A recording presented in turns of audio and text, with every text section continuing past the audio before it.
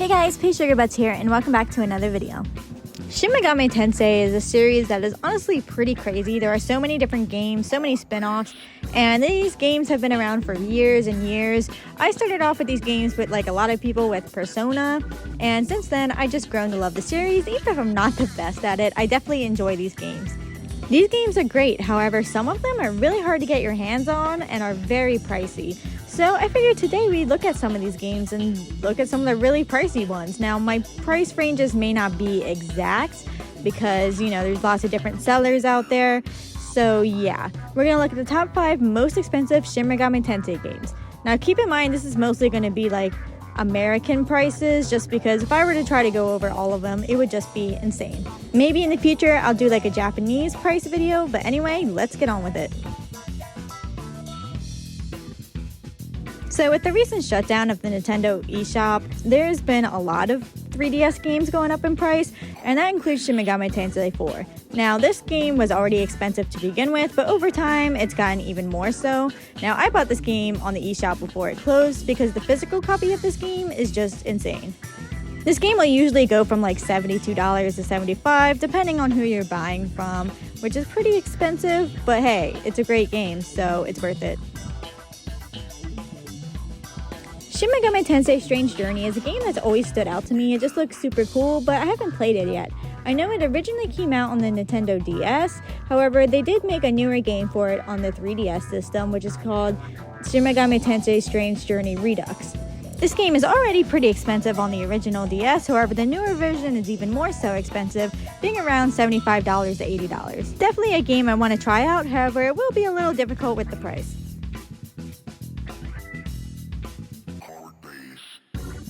As I said earlier in the video, I first got interested in the Shin Megami Tensei series whenever I first started playing Persona. Honestly, all the games in the series are pretty great, and I just love them so much, and they'll always have a special place in my heart. Persona 2 Innocent Sin is one of these amazing games, and it can be pretty pricey. Originally coming out on the original PlayStation, it's a great play, however, it is pretty hard to get your hands on nowadays. The game goes for about $75, sometimes more. I've definitely seen it for more, but I can see why.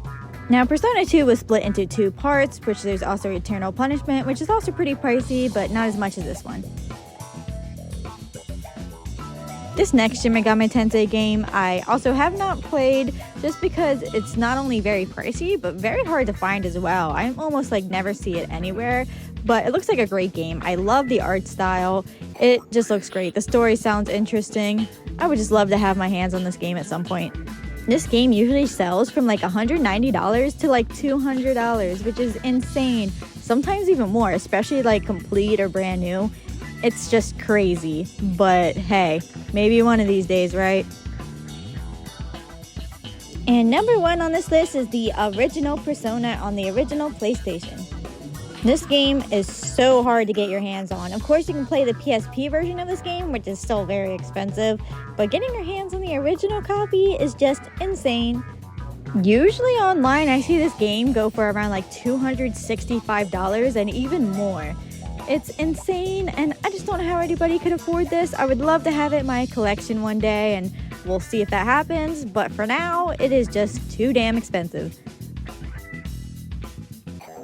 I want to thank you all so much for watching this video. Again, I know the price ranges aren't exact, but either way, these games are all super expensive. So yeah, I hope you guys enjoyed this video, and I will see you in the next one. Thank you so much.